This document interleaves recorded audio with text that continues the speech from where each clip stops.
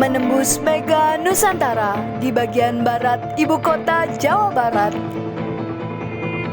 Berdirilah sebuah lembaga pendidikan, terus berupaya mencetak penerus bangsa yang berkeunggulan, berprestasi, dan berkarakter.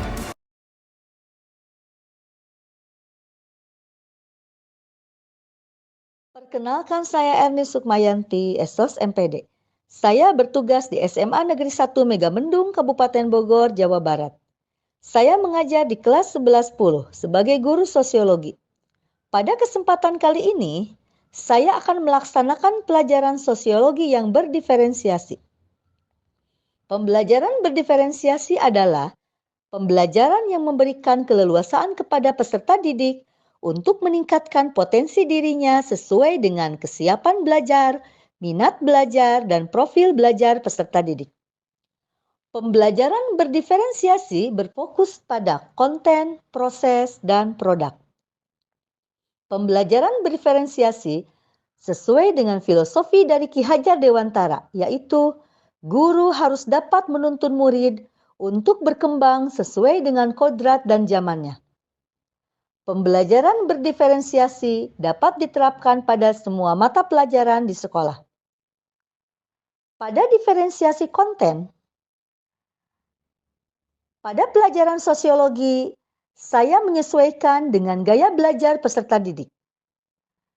Karena peserta didik memiliki gaya belajar yang berbeda-beda.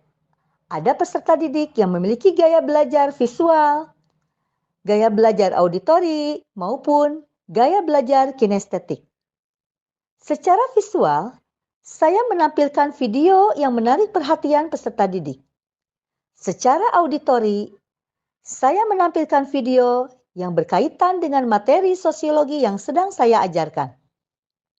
Sedangkan secara kinestetik, saya mengajak peserta didik untuk memperhatikan intensitas di sekitar sekolah sebagai bahan ajar.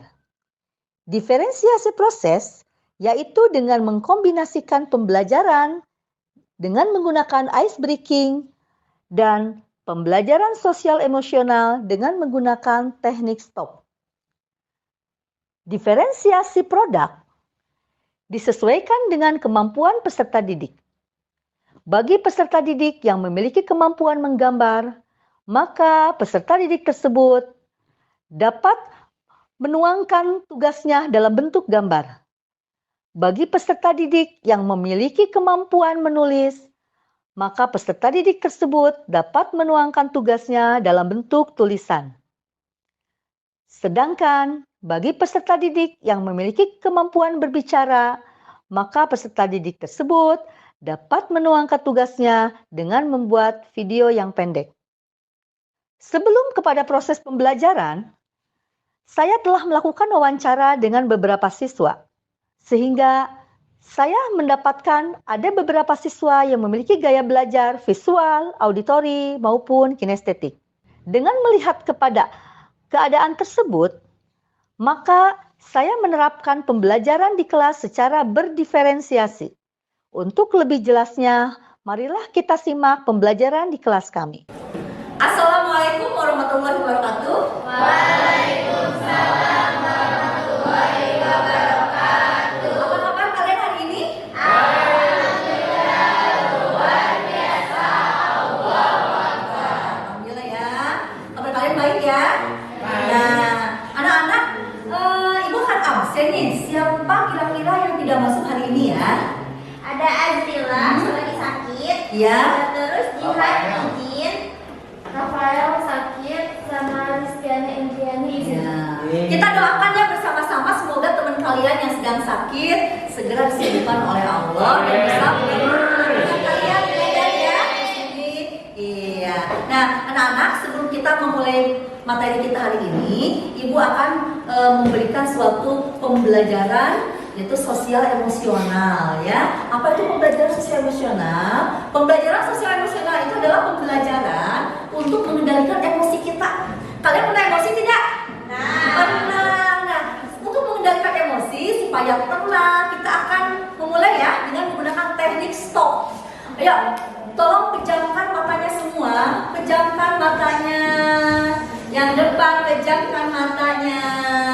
Bayangkan yang ada di depan kalian itu sebuah pemandangan yang sangat indah sekali. Ya, tarik nafas.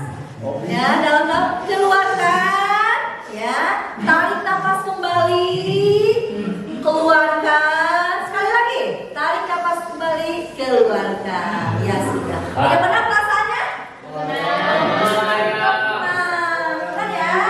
Nah, kalau sudah tenang, ya, mari kita mulai pembelajaran kita hari ini, ya.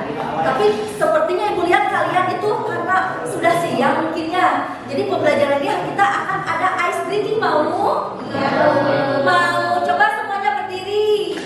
Nah, berdiri, semuanya berdiri. Saling berpegangan tangan dulu ya. Saling berpegangan tangan dulu ya. Ya, yang rapi, yang rapi. Kalau ibu mengatakan harimau, kalian seperti ini nih. Satu tangannya gini, pernah kan? Satu lagi gini. Ya. Nah, kalau saya mengatakan harimau, yang tangan seperti ini cepat-cepat kamu pegang tangan. Nah, ya paham, jelas ya? Jelas. Ya, ayo. Konsentrasi dalam ice breathing ini, konsentrasi ya. Pada suatu hari, ya, hari mau pergi ke hutan. Di sana tiba-tiba ada seekor bukan harimau ya. Nah, dan di semak-semak belukar terdengar suara mengamuk. Tiba-tiba keluarlah seekor harimau. Ya. Nah,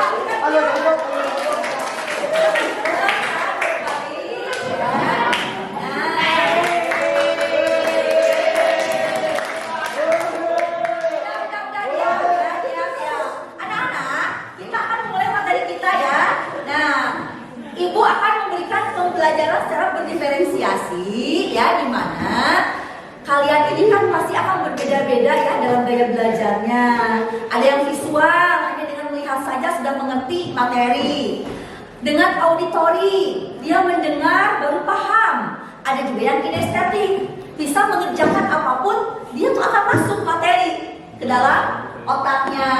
Kita akan berbicara tentang harmoni sosial ya.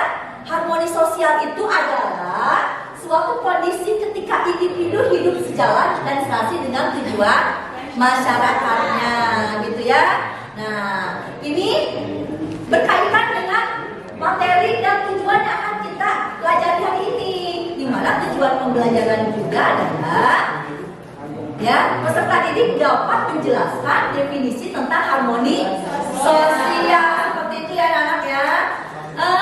Hari ini Ibu akan berikan tugas secara kelompok. Silakan kalian duduk dalam kelompok ya, dan kalian menganalisis ya tentang harmoni sosial. Bisa melihat ke Google ya, boleh. Atau misalkan Bu, saya mah mau melihat ke surat kabar ataupun ke media lainnya, boleh ya. Dan tugas ini kalian bisa memilih ya.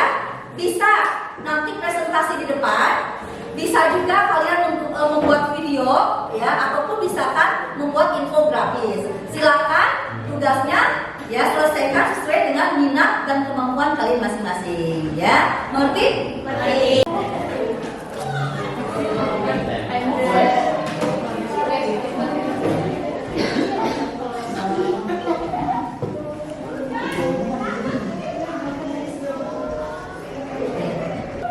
Anak sudah selesai tugasnya?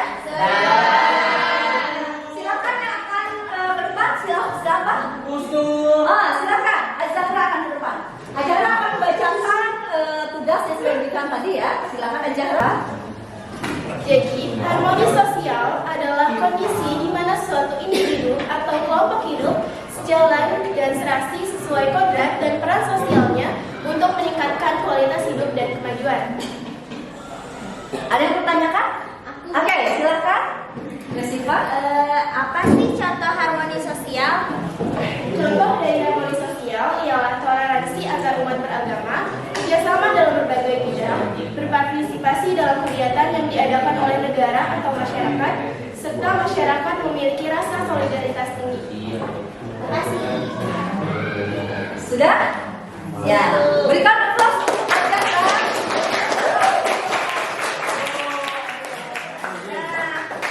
Anak-anak, kalian tadi sudah mempresentasikan ya ajaran di depan tentang analisisnya mengenai harmoni sosial ya. Nah, mungkin di antara kalian kan tadi yang sudah ibu katakan bahwa gaya belajar kalian itu pasti berbeda-beda. Ada yang visual, hanya yang bisa melihat dengan cara melihat dia sudah bisa belajar gitu. Tapi ada juga peserta didik yang secara auditori, yaitu dengan cara mendengar. Ya, dengan cara mendengar dia bisa langsung masuk ke kepalanya gitu materi-materi tersebut. Dan satu lagi adalah dengan cara kinestetik. Dia bisa sambil mengerjakan apapun, bisa masuk pelajaran itu sendiri ya. Nah, sekarang kita akan refleksi anak-anak ya. Ada yang tahu apa kesimpulan dari harmoni sosial? Ya, silakan. Yaitu kondisi ketika individu hidup sejalan dan serasi dengan tujuan masyarakatnya. Oke, berikan aplaus bagi kesimpulan dari harmoni sosial. Nah, kalian di dalam kehidupan bermasyarakat, kalian harus menerapkan adanya harmoni sosial ya. Di mana harmoni sosial itu adalah saling hormat menghormati, adanya saling hargai menghargai, dan adanya saling terbuka, saling toleransi antara satu individu dengan individu yang lain. Oh ya anak-anak, sebelum kita akhiri materi kita hari ini, Ibu akan memberikan tugas secara individu ya. Tugasnya yaitu kalian mencari ya, atau kalian mengamati di lingkungan sekitar masyarakat kalian bagaimana kehidupan tempat tinggal kalian. Dilihat dari harmoni sosial ataupun tidaknya ya. Kalian bisa menuangkan ya, tugas ini bisa berbagai macam. Ada misalkan membuat video boleh ya, atau Bu saya mah bisanya membuat PPT atau PowerPoint juga boleh. Bu saya bisa nggak ditulis boleh ya. Jadi kalian silakan membuat tugas sesuai dengan minat yang kalian miliki dan sesuai dengan kemampuan yang kalian bisa gitu. Mengerti? Ya. Demikianlah pembahasan materi kita kali ini ya. Sampai ketemu lagi di pembelajaran minggu depan, yaitu tentang integrasi sosial. Wabillahi taufiq wal hidayah. Wassalamualaikum warahmatullahi wabarakatuh.